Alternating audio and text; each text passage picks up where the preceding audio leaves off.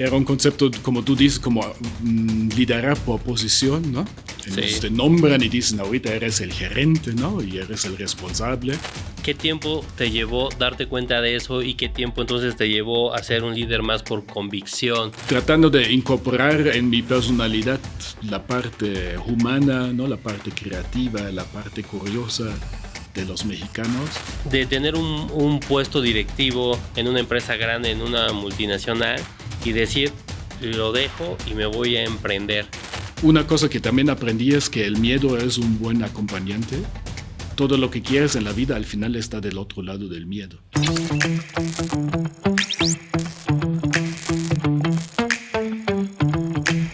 Bueno, estamos en el capítulo 5 de Código Índalo y hoy tengo la fortuna que nos visita y vamos a platicar con un gran amigo, Oliver Salman. ¿Cómo estás, Oliver? Buenas tardes. Muy bien, muy bien. Muy honrado de que me inviten a su espacio.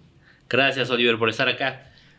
Oliver, platícanos un poquito, a ver, tu historia, qué te trae a México, quién es Oliver Salman. Ok, es una pregunta muy amplia. Tal vez empiezo con la historia, cómo llegué a México. ¿Cómo ¿no? llegaste? A ver, platícanos. Porque la creencia o la fantasía de la mayoría de la gente es un alemán aquí en México llega seguramente por alguna empresa grande y lo mandaron. Pues en mi caso no fue así, llegué de vacaciones a México. De casualidad tengo un amigo relativamente loco que decidió, de la universidad, que decidió poner un negocio aquí en Puebla, una empresa para entrenar CAD, sistemas de construir en la computadora, ¿no? Ok. Pues sí, pues un día platicamos y me dice, no, vente a México, visítame, ¿no? Tal vez me puedes ayudar en algo, pero de cualquier manera puedes viajar aquí en México, ¿no? Y así llegué la primera vez en mayo 2001 a México, ¿no? De vacaciones, ¿no? Y hay gente, digamos, impertinente que dice que nunca he cambiado el estatus, que sigo en vacaciones aquí después de 25 años, digamos, ¿no? Ok. Entonces así llegué la primera vez a México. Oye, y llevas entonces ya más de 20 años aquí en México. ¿Y qué fue el choque que tuviste a nivel cultural con un tema alemán y un tema mexicano? ¿Qué fue lo que más trabajo te costó o te ha costado? Ajá. Tal vez cuento algo todavía en medio, digamos, fue la primera vez de vacaciones a México y después regresé. O sea, ¿qué tiempo estuviste entonces acá? Primero un mes. Un mes. Mayo Okay. 2001, ¿no? Pues ya, y después hay una historia larga y una corta. Pues yo creo que la corta es porque regresé, es como mi esposa hoy es mexicana, digamos, ¿no? Entonces, ok. Decidí, digamos, quedarme en México y dejar primero todo en Alemania, ¿no? Con la primera intención, un año probar en México y después ya se alargó un poquito a 25 años, ¿no? Y pues yo trabajaba en Alemania como consultor para bancos, implementar sistemas, ¿no? Yo estudié ingeniería física, entonces algo para bichos raros, como dicen aquí. Y implementaba sistemas para bancos privados en Europa, ¿no? Pues y el primer choque cultural que tenía aquí era, pues, mi idea era hacer lo mismo aquí en México, ¿no? Pero no hablaba español, los sistemas no existían y la regulación bancaria era completamente diferente. Entonces, de un día al otro, mi conocimiento ya no tenía ningún valor, ¿no? Eso fue como un primer choque fuerte para mí de pues, haber trabajado en algo de manera exitosa y ya de repente llegas a un país diferente y pues ya todo lo que sabes ya no aplica.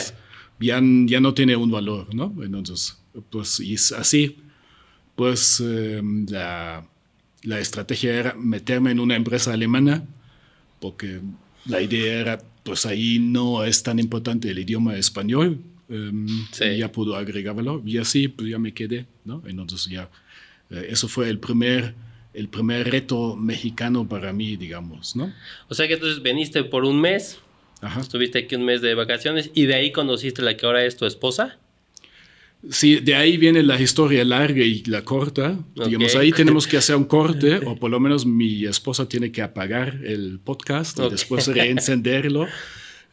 Porque regresé por mi exnovia, que también es mexicana.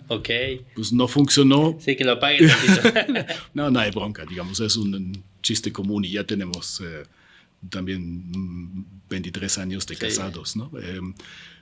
Entonces regresé por mi exnovia, pues no funcionó y ya cuando yo ya tenía pensado regresar a Alemania, ya conocí a mi esposa actual, ¿no? Pues ya, y ya el destino ya me vinculó ya para siempre con México, digamos. Ok. Y tienes familia, tienes hijos, ¿no? ¿Que son mexicanos? ¿Cómo está ahí? Sí, son mexicano-alemanes, digamos, nacieron los dos aquí. Ya mi hija ya terminó la licenciatura, está en Alemania. Y mi hijo ahorita también terminó aquí la prepa, se fue un año a trabajar a Alemania y ahorita regresa para estudiar también. Él va a estudiar en México, ¿no?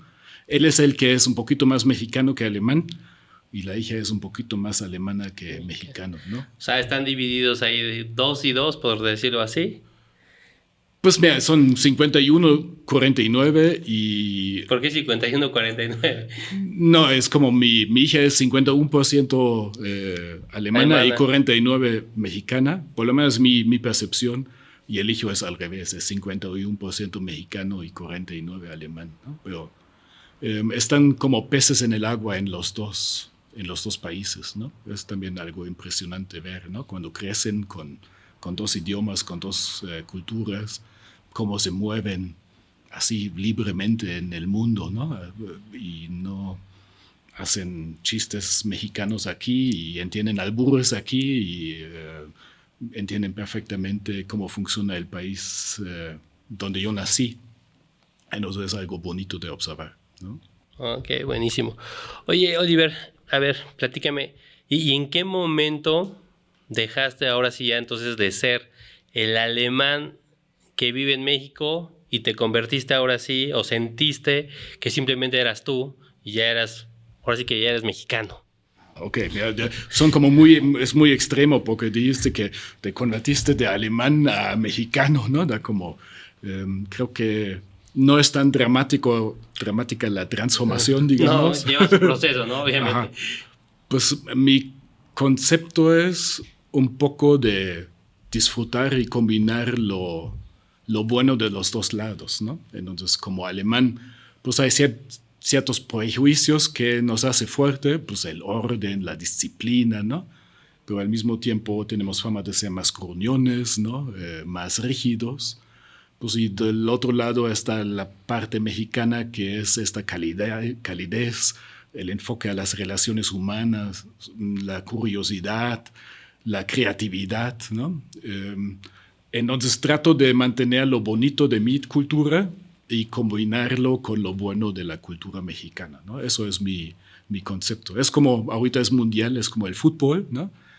Pues necesitas un buen portero y necesitas un buen delantero y pues si combinas lo mejor de los dos, ganas el mundial, ¿no? Claro, o sea, estás haciendo ahí una combinación de ambas culturas, sacando lo mejor de cada una de ellas, ¿no? Sí, tratando de incorporar en mi personalidad la parte humana, ¿no? La parte creativa, la parte curiosa de los mexicanos y no perder la otra parte alemana que creo que sí agrega valor, ¿no? La disciplina, el orden.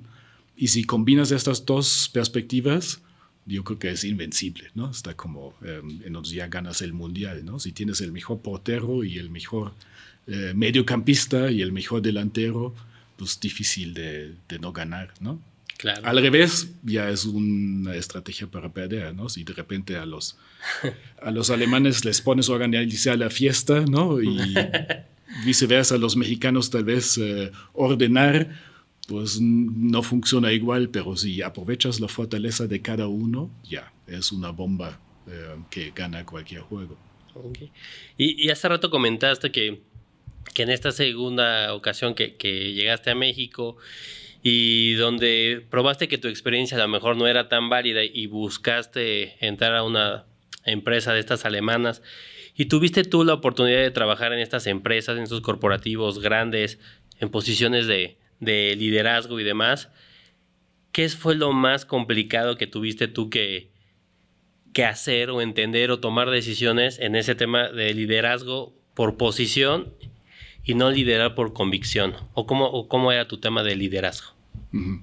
Pues a mí me tocó como muy jovencito tener responsabilidad de liderazgo.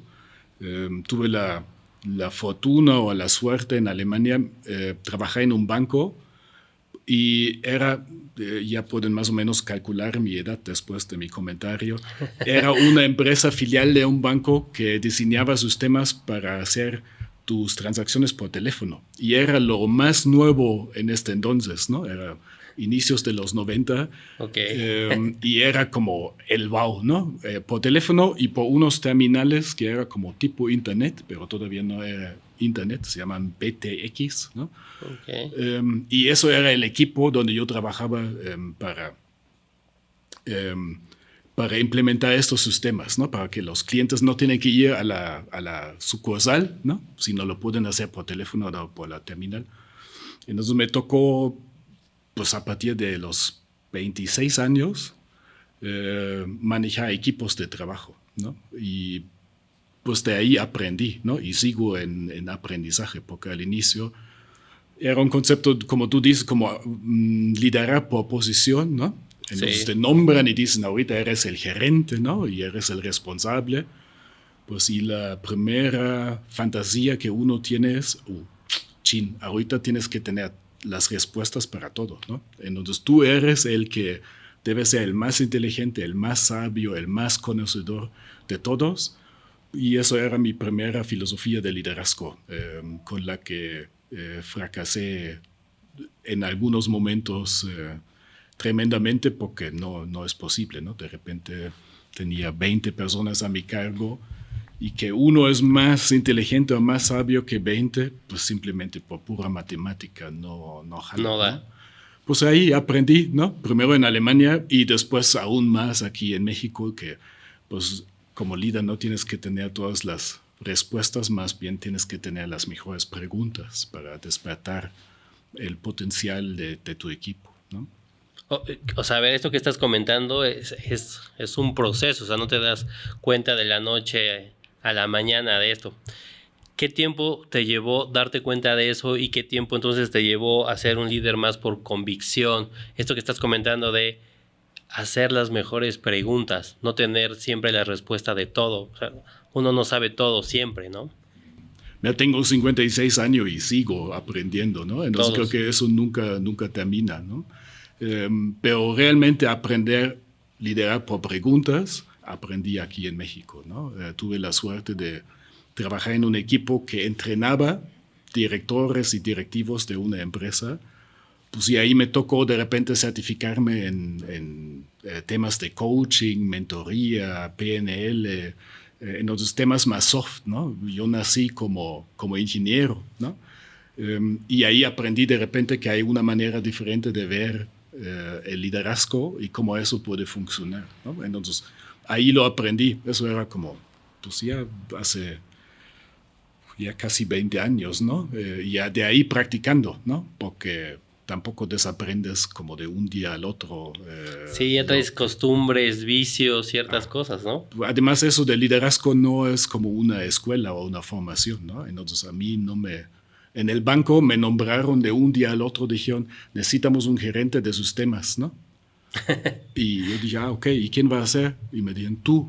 Dije, pero yo era el responsable de las instalaciones, de la infraestructura, de ahí, ¿no? Dije, no, pues está como yo creo, nosotros tenemos la convicción que tú puedes, ¿no? Dije, ok, ¿no? Pero nada de mandarme 3 años a una licenciatura de liderazgo, a una maestría o algo así, ¿no? Todo eso después estudié en el camino y después también con formación universitaria también, ¿no? Pero de repente era al revés. Primero me pusieron en la posición y después me formaron o me entrenaron, ¿no? Okay. Oye, y ahorita que, a ver, no hay una maestría, no hay un diplomado en temas de liderazgo, o sea, creo que lo vas aprendiendo en el camino. Hay ciertas herramientas que evidentemente puedes adoptar y te van a ayudar, pero creo que es estar con el equipo de trabajo, observar, escuchar, creo que también esos son temas importantes, ¿no? ¿Cómo te fuiste tú convirtiendo, cómo fue convirtiendo ese liderazgo?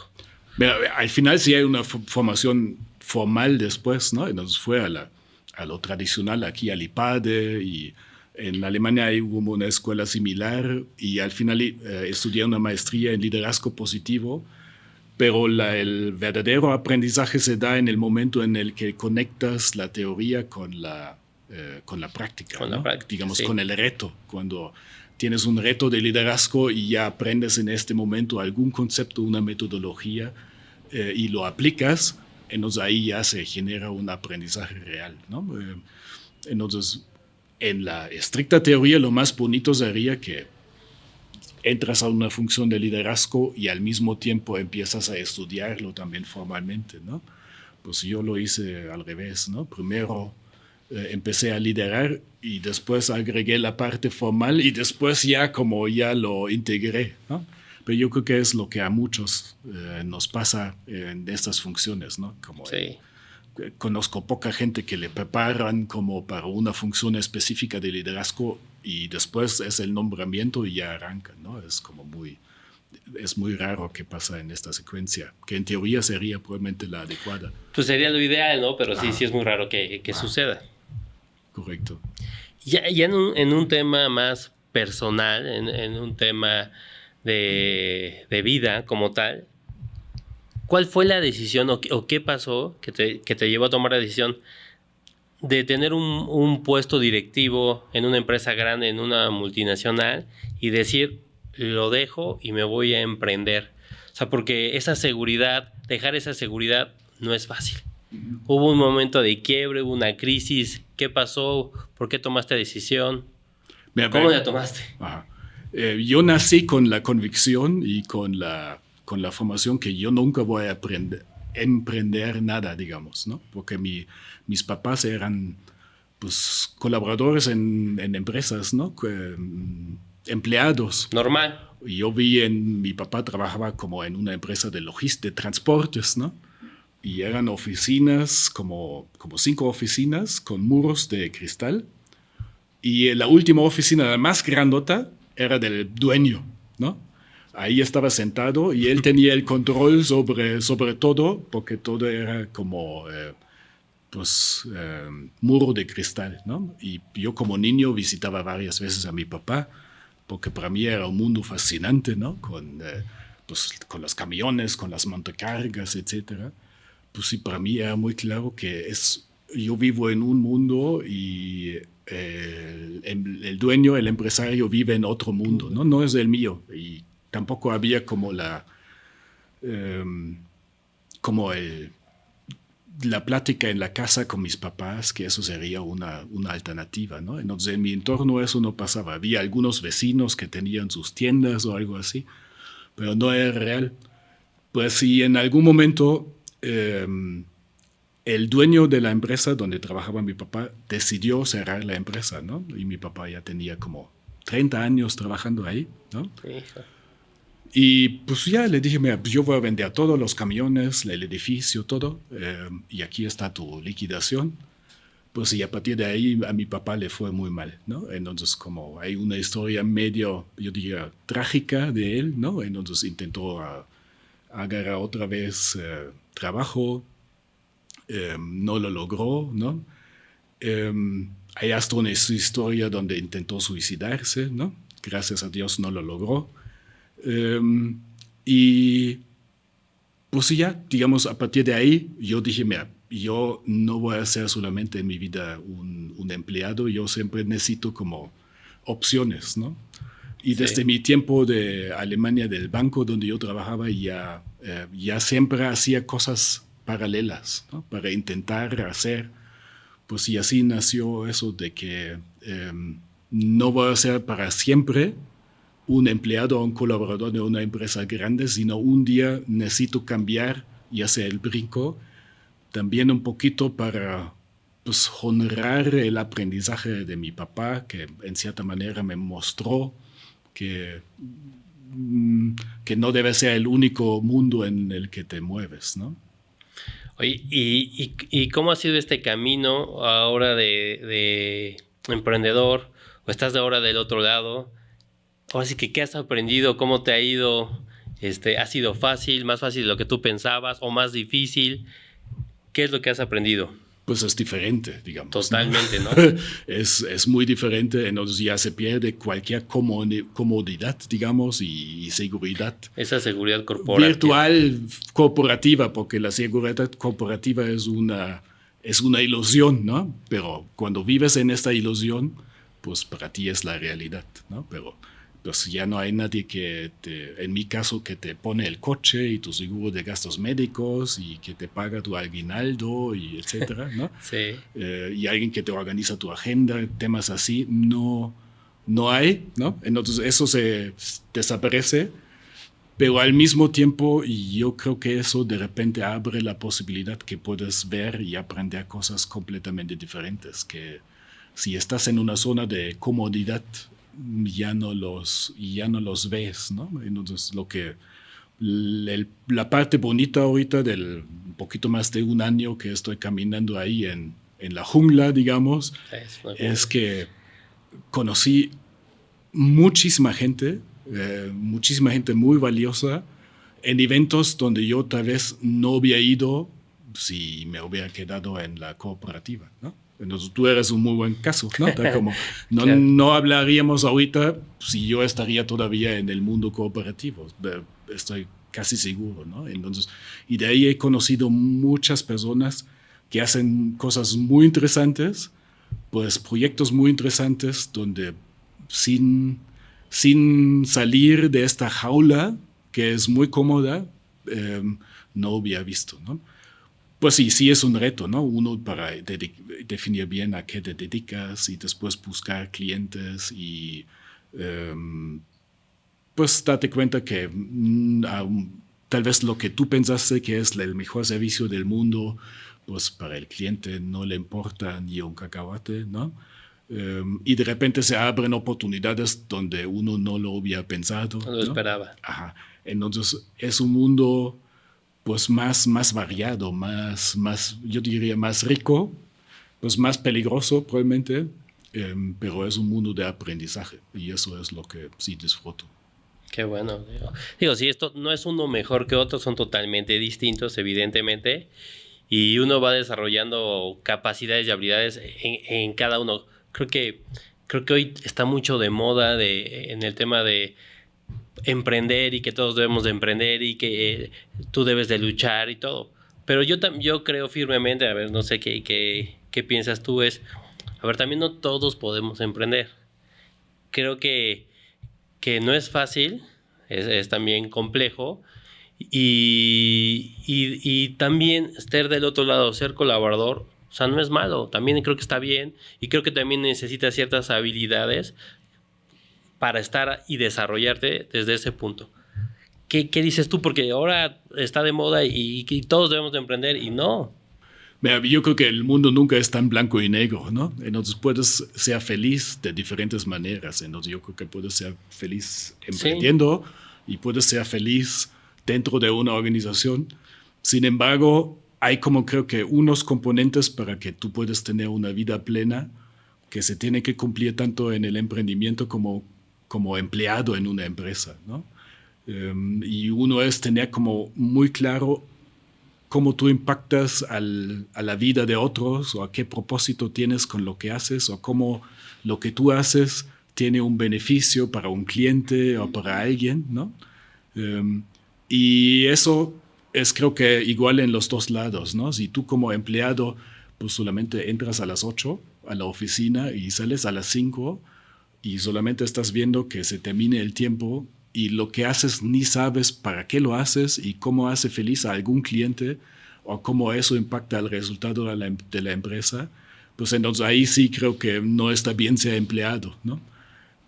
Pero también del otro lado, como emprendedores, hay como de repente negocios que se crean donde yo creo que tampoco hay como un propósito tan claro, donde no está tan claro que está hecho para mejorar la vida de alguien, ¿no? O mejorar la situación de algún cliente, pues entonces ahí también tampoco se cumpliría, ¿no? Entonces se puede, creo que, lograr en los dos lados.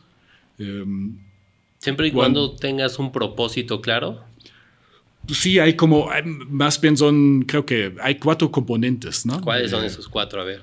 Yo, como sabes, yo soy maestro de felicidad, ¿no? Sí. Yo estudié una maestría en psicología positiva o liderazgo positivo, ¿no? Y aprendí un concepto de un muchacho que se llama Tony Hsieh.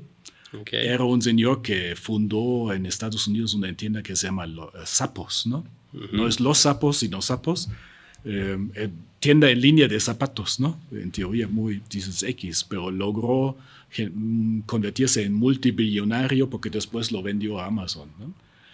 Y él tiene un concepto que se llama, o tenía, porque ya no vive el señor, que se llama Delivering Happiness, ¿no? Entregando felicidad, donde dice lo que necesitas para ser feliz en una organización es tener amigos, relaciones positivas, en los que llegas al changarro y dices, no, voy porque ahí están mis amigos, ¿no? Entonces eso es lo primero. Okay. El segundo, necesitas un propósito, tener claro cómo vas a impactar en algo que tiene sentido más allá de tu propia satisfacción, ¿no? Algo donde puedes crecer como persona, entonces que notas que estás aprendiendo algo, avanzando en quién eres, ¿no?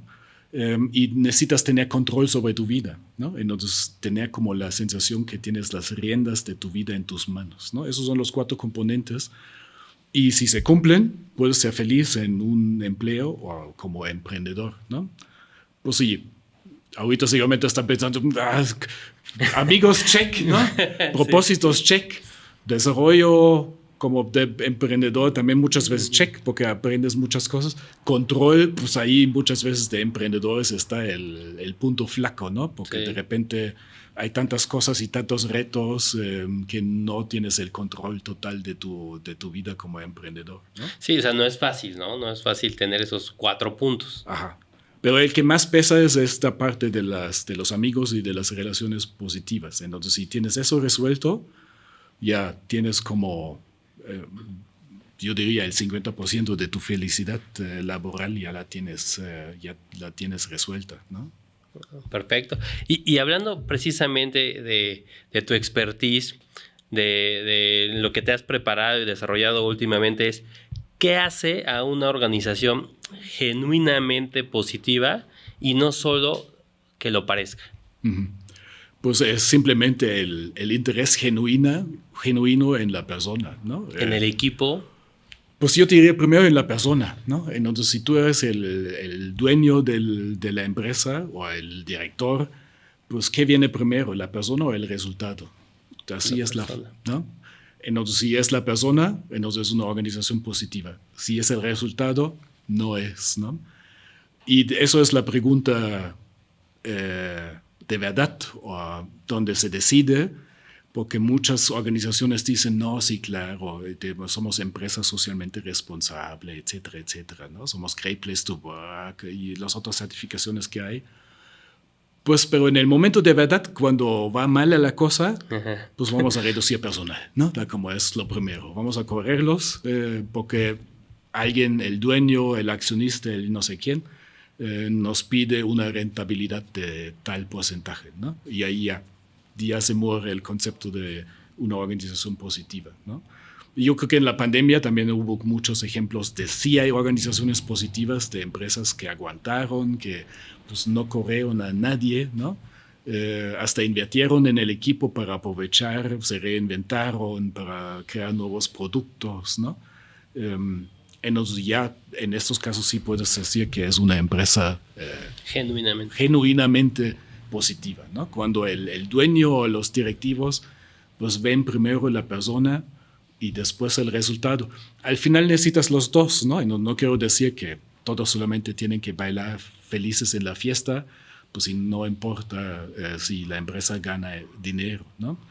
Pero uno provoca el otro, ¿no? Si la empresa tiene gente con un alto nivel de bienestar, pues va a tener buenos resultados. Es muy difícil que no, ¿no? Imagínate una empresa donde la gente en la mañana dice, no, me siento mal, estoy enfermo. pero me voy porque quiero ver a mis amigos ahí, ¿no? Como está la gente con la que yo quiero estar, están ahí, entonces no me importa si me siento mal, ¿no? Y además hago algo tan importante que la gente sale feliz con el producto que yo estoy generando, ¿no? Veo todos los días un cliente que sale ahí con una sonrisa, que está contento, ¿no? Entonces, ya, ¿cómo no va a generar un resultado súper, como dicen aquí, chingón para la organización, ¿no?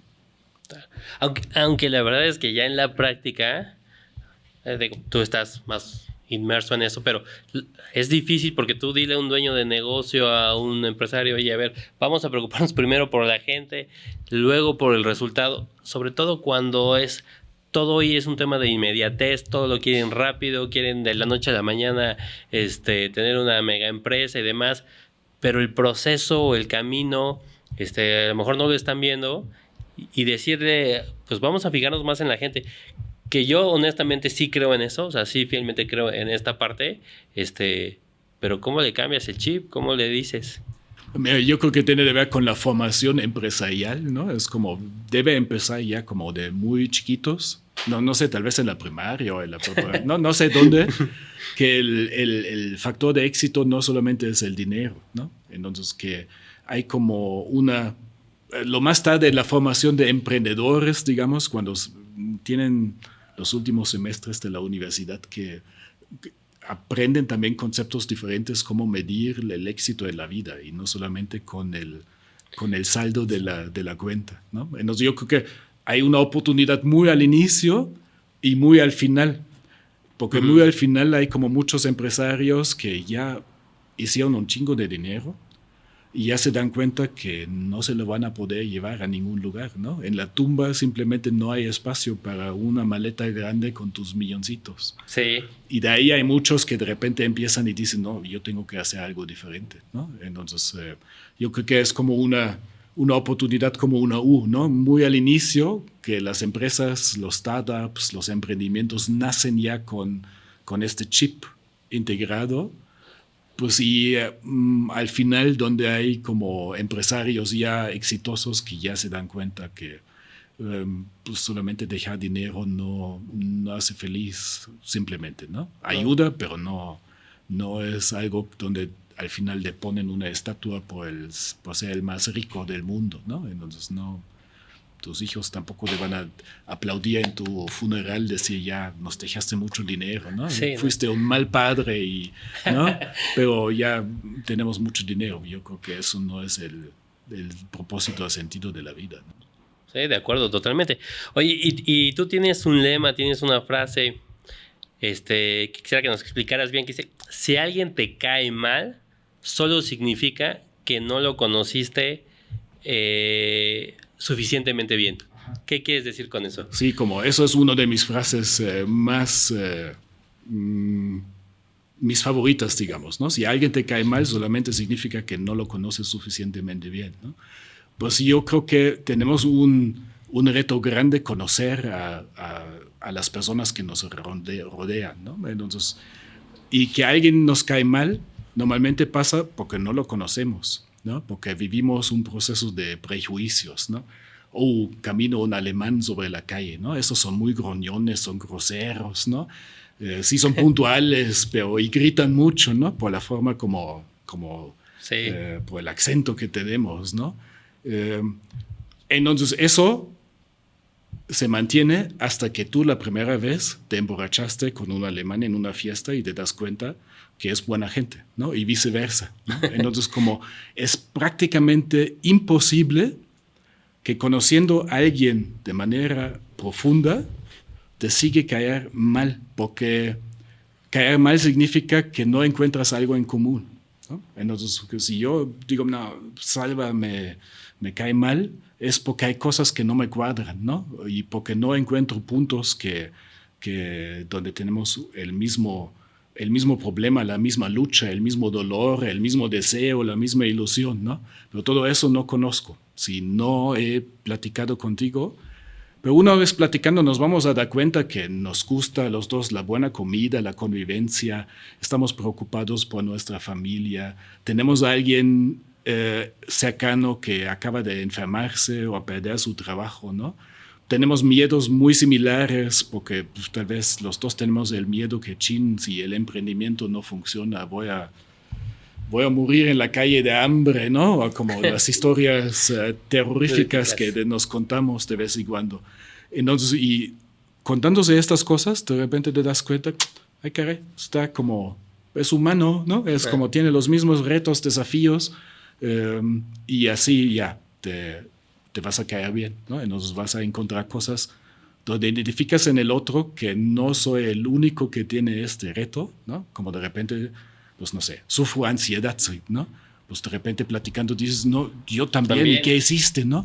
¿No? Y yo también, ¿no? Y de repente son muchos, ¿no? Y pues yo tengo como, me da como, estoy preocupado porque mis hijos si van a encontrar trabajos y van a encontrar su vocación en la vida, ¿no? Yo también, ¿no? Entonces, vamos a encontrar cosas donde vamos a identificamos que no somos solitos, no estamos solitos en eso, somos muy similares como seres humanos y además vamos a encontrar puntos donde nos ayudamos, ¿no? Donde digo, mira, mis hijos ya tienen, ¿no? Mi hija ya terminó la universidad y mira, está caminando, todo funciona, tú confía, ¿no? Entonces, y compartiendo tal vez algunas cosas que yo hice y tú otras porque me tienes como unos años de ventaja como emprendedor, pues sí, ya, digamos, corre una vida donde encontramos que todos tienen una historia. Todos tenemos una historia. Si no la contamos, pues ya, entonces ahí hay mucha gente que nos va a caer mal, ¿no?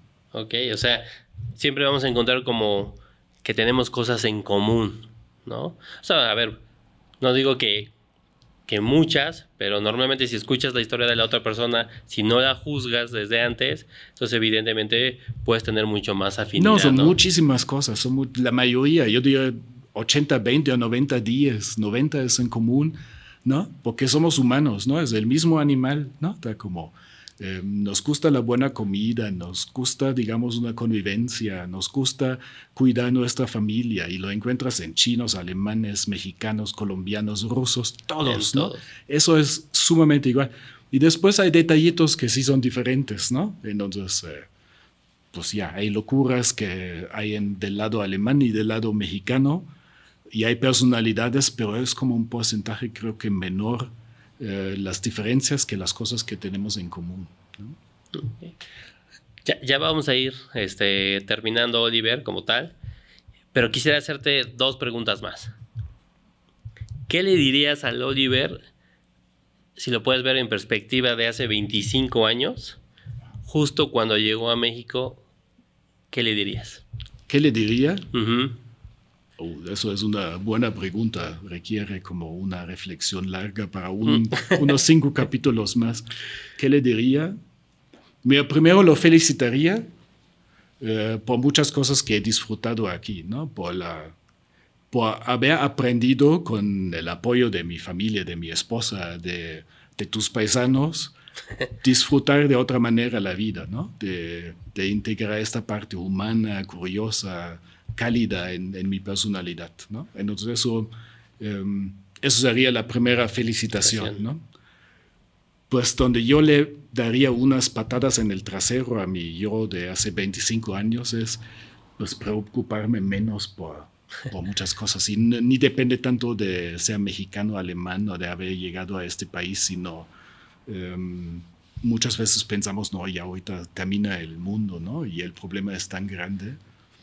Y lo que yo aprendí en los últimos años es que pues, siempre hay un plan B, C o D, siempre hay un camino, siempre hay una alternativa y el mundo no es tan blanco y negro, ¿no? Que dices, no, pues solamente tengo que caminar por este camino y es el único. Pues hay otros, ¿no? Entonces, como comenté con la felicidad, hay como, no es ser empleado o emprendedor o alemán o mexicano o como... ser doctor o abogado es como la única manera de ser feliz o que solamente para ti hay un camino, sino puede haber muchos, ¿no?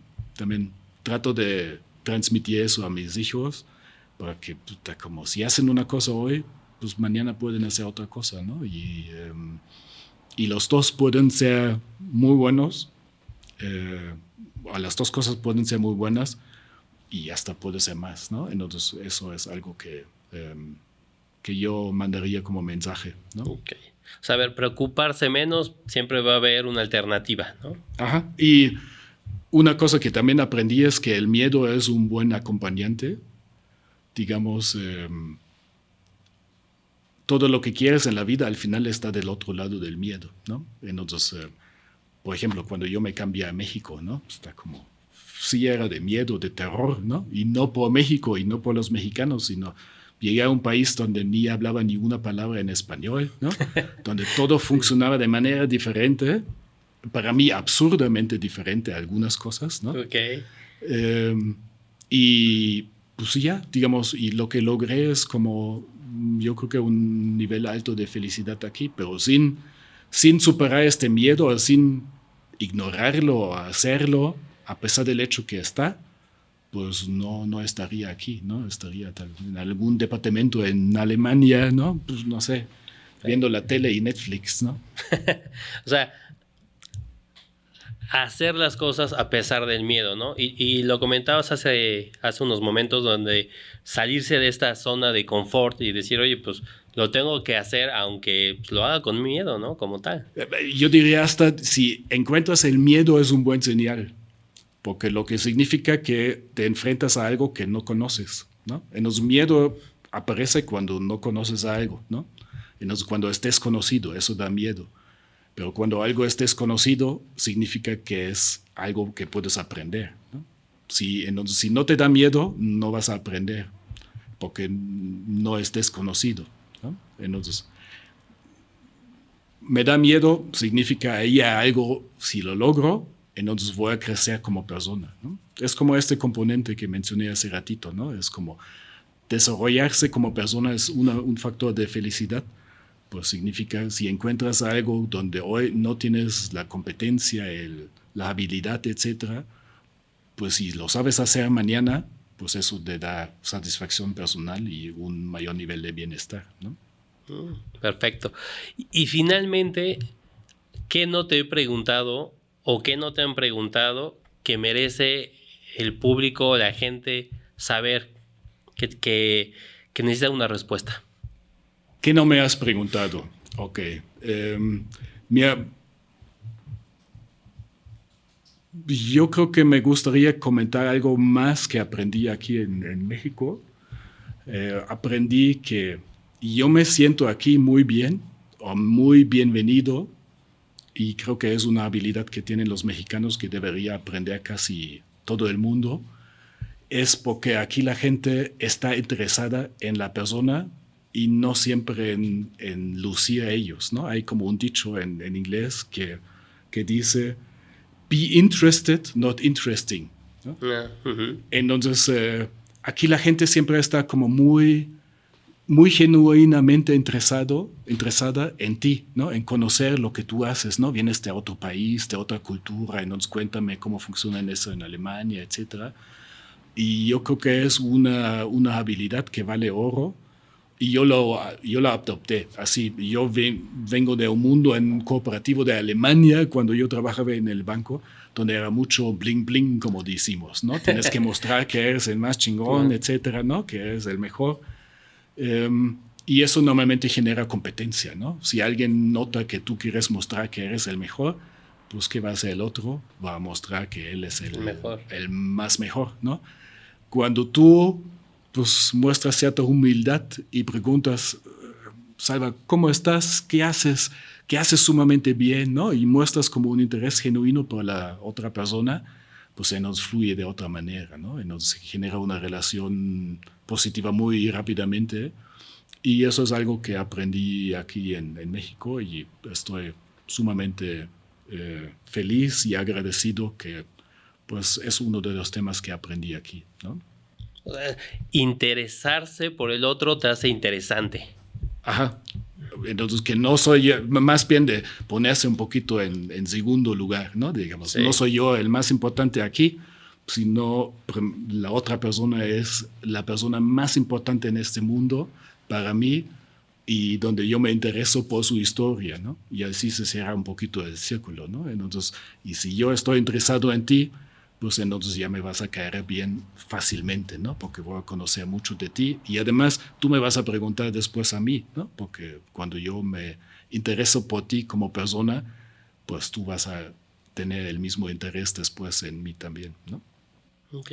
Oliver, pues la verdad que hemos aprendido bastante de ti el día de hoy, te agradecemos mucho.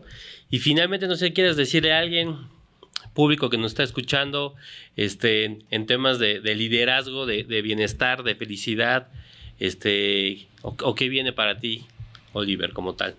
¿Qué viene para mí en temas de felicidad? Y de liderazgo. De liderazgo.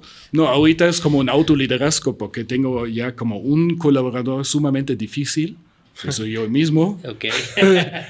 Y otros 10 que son como puras inteligencias artificiales que de vez en cuando también se comportan como practicantes desmotivados, digamos. Entonces, para mí personalmente viene ahorita una etapa de pues, liderar más a mí y el negocio que estoy empujando. Y espero con eso ya, con los servicios que hoy doy, entonces ya impactar aún más también en empresas para que tengan más éxito y se conviertan en estas organizaciones positivas. Perfecto. Pues Oliver, te agradezco. Gracias por estar acá. Y véanlo, por favor, capítulo 5, Código Índalo. Gracias.